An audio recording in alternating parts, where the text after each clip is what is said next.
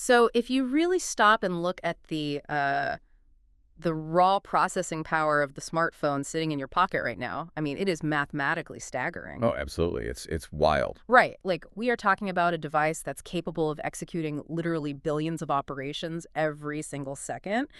But yet, from the computer's perspective, it spends like 90% of its life doing absolutely nothing. Yeah, just nothing. It's just sitting there completely idle, Yeah. sort of, waiting. It's actually a profound irony of modern computing, honestly. Hmm. We engineer these massive high-speed processors, and their primary daily experience is just waiting for the rest of the world to catch up to them. Exactly. And managing that waiting is the focus of today's deep dive.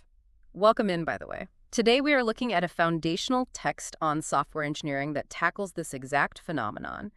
And okay, let's unpack this. The source material lists out the kind of heavy, intimidating jargon that you run into when you peek under the hood of modern programming. Oh yeah, the scary vocabulary list. Right. We are talking about threads, callbacks, coroutines, async await, promises, reactive streams, flow. That's a lot. It is. Usually a list like that is a signal to just, close the laptop and walk away. Well, yeah, because most educational resources throw that vocabulary at you as a list of tools you simply have to memorize. Like, they plunge you straight into the how of writing the code, completely skipping the core architectural crisis that forced those tools into existence in the first place. Which is why we're taking a completely different route today. For you listening, we are not here to memorize Kotlin syntax or like build an Android application step by step. No, not at all.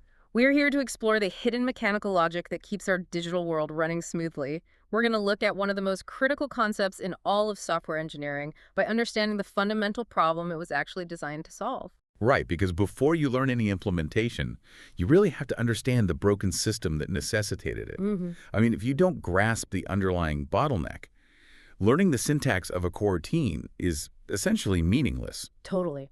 And to visualize that bottleneck, the text uses this brilliant analogy that we can build on. So picture a small, highly popular restaurant, and you are the sole chef working in the kitchen. Okay, sounds stressful already. Right. You have a counter full of ingredients and a single oven. Your first customer orders a pizza. So you prep the dough, you add the toppings, you slide it into the oven, and note that the recipe requires 15 minutes to bake. Now, if you operate the way a processor naturally operates by default, your very next step is to stand completely still. Literally just stand there, staring at the oven door. Staring at it, yeah. For 15 solid minutes. And meanwhile, the bell above the door rings. 5 new customers walk in, they sit down, and they try to place orders. The server comes up to the window with new tickets. What's fascinating here is that, strictly speaking, the chef is executing their sequence perfectly. Wait, really? Perfectly? Well, mathematically, yeah. Yeah. Step 1, make pizza. Step 2, bake pizza. Step 3, wait until pizza is done. But the kitchen system as a whole completely breaks down. The customers are blocked, the server is blocked, the queue is growing. And it's all simply because the singular worker in the system is tied up, waiting on a slow external process, which in this case is the oven. Yeah, I mean, imagine just standing there doing absolutely nothing for 15 minutes while 5 new customers walk in. The whole kitchen is completely blocked. Any competent chef in the real world puts the pizza into the oven, turns around, and starts chopping onions for the next order. Exactly. They're letting the oven do its heavy lifting in the background while they continuously make progress on other tasks. But in the real world, this seems absurd. Is this actually how computers naturally want to behave? It is. And that concept, never stopping your work, simply because one specific task requires a delay that is the absolute essence of asynchronous programming. It's all about not stopping. Right. And the text makes a really vital distinction here, which I love. Asynchronous programming is not about speed. The pizza does not bake any faster just because the chef is chopping onions. Oh, it's a great point. The oven still takes 15 minutes no matter what. Exactly. Asynchronous design is entirely about making useful progress while something else takes time. It optimizes the efficiency of the worker, not the duration of the waiting task itself. Okay, so taking that kitchen analogy back to the devices we use every day, our computers are doing a phenomenal amount of waiting. The text outlines a relentless list of external processes that force a CPU to just pause. There are so many of them. Yeah, like they wait for databases to query millions of rows. They wait for servers across the globe to return a web page. They wait for heavy files to load from solid-state drives. And they wait to negotiate handshakes with Bluetooth devices. They wait to acquire signals from GPS satellites. They wait for network packets over spotty cellular connections. Just constant waiting. Constant. And, probably most unpredictably, they wait for user input. They wait for you to physically tap a screen or press a key. Okay, but let me play devil's advocate for a moment here. Because the text defines the alternative as synchronous thinking. Basically, executing code sequentially. Step 1, finish. Step 2, finish. Step 3, finish. Right. The natural default. Yeah, and from a mathematical standpoint, isn't that the most logical, deterministic way to compute? I mean, if step 2 relies on the calculation of step 1, synchronous execution isn't just a choice, it's like a structural requirement. Why do we treat synchronous blocking code as the enemy? That's a really fair question. And the truth is, synchronous code is flawless for internal math. Okay. When the CPU has all the data it needs right there in its own cache, sequential execution is blindingly fast. The catastrophic failure only occurs when one of those sequential steps involves I/O, input, output. Like reaching outside of itself? Exactly. When step 2 is, say, fetch a large image from the internet, a synchronous program halts its entire execution pipeline to wait for those data packets. Just like the chef staring at the oven. Precisely. Now, if that code is running a background data crunching script on a server, maybe that pause is acceptable. But if that code is responsible for drawing a user interface on a smartphone, blocking the pipeline is fatal. Completely fatal. Yeah, the text talks about a banking app example. You press login, and the app has to send a request to the server. If the whole interface froze right there, it would be terrifying. Like you'd think your phone crashed or your money disappeared. You'd immediately try closing the app. Right. Instead, because of asynchronous programming behind the scenes, progress indicators spin, buttons remain responsive, you can still scroll. And we've all seen the result when that fails. We've all encountered the dreaded ANR dialogue on Android devices. Oh yeah, the application not responding pop-up, the ultimate badge of shame for an app. The text uses this as the ultimate example of synchronous failure. But what is actually happening at the operating system level when that box appears? Like, why does the OS intervene? So the operating system utilizes a watchdog timer on the main UI thread. And the main thread is the specific sequence of operations responsible for registering your taps and drawing the animations on the screen. Okay, so it's the chef that interacts with the customers? Exactly. If you tell that main thread to synchronously download a user's profile picture, the thread stops drawing the screen and stares at the network oven. And the OS is watching this happen. Yep. The OS watchdog is constantly checking in. If the main thread fails to process a new event in, say, 5 seconds because it's synchronously blocked waiting for a TCP packet, the OS assumes the process has fatally deadlocked. Oh, wow. So it just intervenes and offers to kill the app. It's not even that the phone is broken or the app has mathematically crashed. The app is just refusing to multitask. That's all it is. So by offloading that profile, download asynchronously, like handing the network request to the side while the main thread keeps drawing the screen, the user interface remains completely responsive. The user perceives a fast, fluid application, even if the network connection is totally crawling. Because the interface never ignores their touch. The perception of speed is entirely maintained by continuous progress on the main thread. Right. We know the main thread absolutely cannot be blocked. But if blocking the interface is the enemy, how did developers actually fix it? I mean, back in the early days of software engineering, hardware was incredibly limited. Single-core processors, tiny amounts of memory. Very tiny. So how are engineers supposed to juggle a responsive UI and a slow network request at the exact same time? This brings me back to that intimidating list of jargon from the intro. Why are there so many different solutions, like threads, callbacks, and coroutines? Why not just pick one? Well, we connect this to the bigger picture. You really have to look at the evolution of these solutions as a series of hardware and software compromises. The text walks us through this architectural history, and the first major paradigm was threads. Threads. Okay, so if the main chef is busy drawing the screen, just hire another chef to watch the network oven. That's the idea. On the surface, threads seem like the perfect solution. The operating system essentially creates parallel tracks of execution.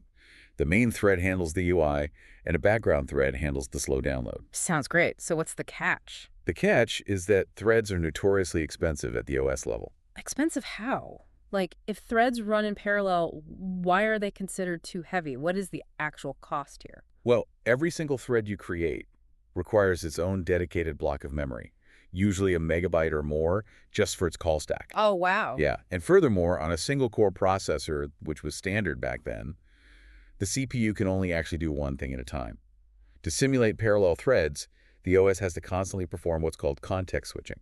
Context switching. Yeah, it involves pausing one thread, saving its entire state to memory, loading the state of the other thread, and executing it for just a fraction of a second, then switching back. Oh, I see. So it's like having one chef rapidly jumping back and forth between 5 different kitchens. Exactly. It's exhausting.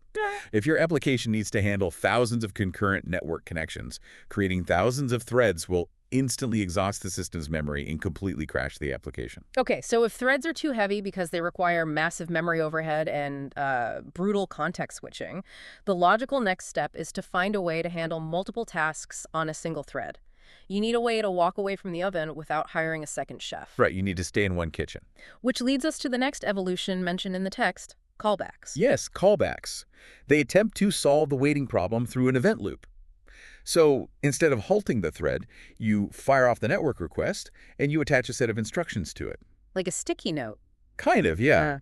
You essentially tell the system, hey, initiate this download in the background hardware. I'm going back to drawing the UI. When the download is actually finished, trigger an event that calls me back to execute this specific block of code. Ugh. Okay, so a callback is literally like giving the oven a buzzer. The main chef puts the pizza in, goes back to making salads. When the buzzer goes off, the chef briefly stops, pulls out the pizza, deals with it, and then goes right back to the salads. That's exactly it. It sounds highly efficient. It is highly efficient for the machine. The single thread stays perfectly busy, but it introduced a severe psychological problem for the developers writing the code. Wait, really? A psychological problem? Yeah, because callbacks suffer from an inversion of control. As applications grew more complex, you rarely just had one buzzer. Oh, I can see where this is going. Right. Say you request a user profile. When that callback triggers, you then request their database permissions inside of it. When that callback triggers, you request their unread messages. Oh, man. Expanding the analogy. Callback hell is when the oven buzzer goes off, and it hands you a sticky note telling you to set a microwave timer, which eventually triggers a bell, which hands you a pager. Yes. And the resulting code literally drifted diagonally across the screen in these deep, nested brackets. It became notoriously difficult to read, debug, or even handle errors gracefully. Because if something breaks in the middle. Exactly. If the third callback in the chain failed, routing that error all the way back to the original function was a total nightmare. So threads crush the computer's memory, and callbacks crush the developer's sanity. That is a very accurate summary. The text points to this exact friction as the catalyst for the modern era of programming. Like, developers needed the efficiency of single-thread event loops, but they desperately wanted the clean, readable, top-to-bottom sequential structure of synchronous code. And that shared desire led to constructs like futures and promises. Promises, right. Yeah. Instead of passing a callback function into a black box, a promise instantly returns an object representing a value that will exist in the future. So it allowed developers to chain operations together rather than nesting them deeply inside one another. It was a massive step forward in readability. But the text notes the evolution didn't just stop there. We eventually arrived at the heavy hitters that are dominating modern languages today. Things like coroutines and the async await pattern. Yes, the modern standard. And I really want to dig into the mechanism here, because this seems to be the holy grail the industry was searching for. How does a coroutine differ from a thread or a promise? So think of a coroutine as a cooperative function that actually has the ability to pause itself. Pause itself. Yeah. In our kitchen analogy, it's like a chef who can instantly bookmark exactly where they are in a complex recipe, put all the ingredients neatly on a shelf, and pick up an entirely different recipe. Oh, wow. And then when the oven finishes, the chef pulls that first recipe back off the shelf and resumes exactly where they left off. But how does the computer actually do that without blocking the thread? Like, mechanically, how does it just bookmark its state? Under the hood, the compiler takes your sequential-looking coroutine code and transforms it into a highly complex state machine. When the code hits an await or suspend keyword, like, say, waiting for our network request, the function actively yields control back to the main thread. It basically says, I am going to sleep now. You can use this thread to draw the UI or run other coroutines. It just hands the keys back. Exactly. And when the network data finally arrives, the state machine wakes back up, restores its local variables from memory, and continues executing the very next line of code. It achieves the holy grail. You get to write code that looks clean, logical, and sequentially synchronous. Step 1, Step 2, Step 3. But beneath the surface, the compiler is meticulously breaking it apart, suspending and resuming it, so that the underlying operating system thread is never, ever blocked. It is a stunning piece of engineering, to be honest. You get the immense performance of single-threaded event loops without the unreadable nesting of callback hell. And looking at this entire historical arc, a really clear pattern emerges here. While every single one of these technologies looks drastically different on a screen, like a thread API looks absolutely nothing like coroutine syntax, they are all trying to do the exact same thing. They are all just different attempts to answer the same timeless engineering question. How can we continue making progress while waiting for slow operations? That is the grand secret behind all that intimidating jargon. So what does this all mean for someone navigating the tech landscape today? The text builds to a really strong philosophical point about the engineering mindset. It suggests that obsessively memorizing the specific API for Flow or ArcsJava is actually a trap. Oh, it's one of the biggest mistakes developers make. They focus entirely on the syntax of the solution without understanding the problem it solves. The reality is that coroutines, as popular as they are right now, will eventually evolve. Reactive streams will change. Entirely new paradigms and buzzwords will dominate the industry in another decade. If your expertise is tied solely to the syntax of today's trendy framework, your knowledge has a strict expiration date. Because the underlying law of latency, the fact that fetching data from a server in Tokyo will always take time, that remains exactly the same. The oven will always take 15 minutes. Exactly. Asynchronous programming wasn't invented just to make code look elegant or modern. It exists strictly because I/O operations are slow, processors are fast, and we simply cannot afford to let our processing power sit idle. Makes total sense. Great engineers don't memorize frameworks, they deeply understand problems. Once you truly understand the mechanics of the blocked thread, you can effortlessly learn whatever new syntax the industry invents to bypass it. It takes this massive, intimidating mountain of technical vocabulary and just reduces it to a single, beautifully logical concept. From a chef staring at an oven to an Android operating system actively monitoring a watchdog timer to prevent a frozen screen, all the way through the decades-long evolution of heavy threads, messy callbacks, and elegant coroutines. It's all connected. It is. It is all just an ongoing effort to keep our screens rendering smoothly while the computer waits for the rest of the physical world to catch up. It's the hidden heartbeat of every seamless digital experience, that continuous illusion of speed maintained by relentless background management. So the next time your favorite app smoothly animates a loading spinner while pulling down a massive data set over a weak cellular connection, you'll know the chaotic orchestration happening underneath. The main thread is staying incredibly responsive, instantly yielding and resuming state machines, while the asynchronous work happens quietly in the background. Beautifully cooperative multitasking. It really is. And looking at how our computers have spent decades evolving from rigid blocking synchronous execution into these beautifully asynchronous systems that seamlessly make progress while waiting well, it makes you wonder about us. Ooh, how so? Well, as humans, when we obsess over multitasking or when we get completely paralyzed waiting for an email reply before we start our next project, are we actually operating asynchronously or are we just blocking our own main thread? Wow, that is a question worth considering the next time you find yourself staring at your own oven. Something to mull over while you wait. Thank you for joining us on this deep dive. We'll catch you next time as we continue to uncover the hidden mechanics of the world around us.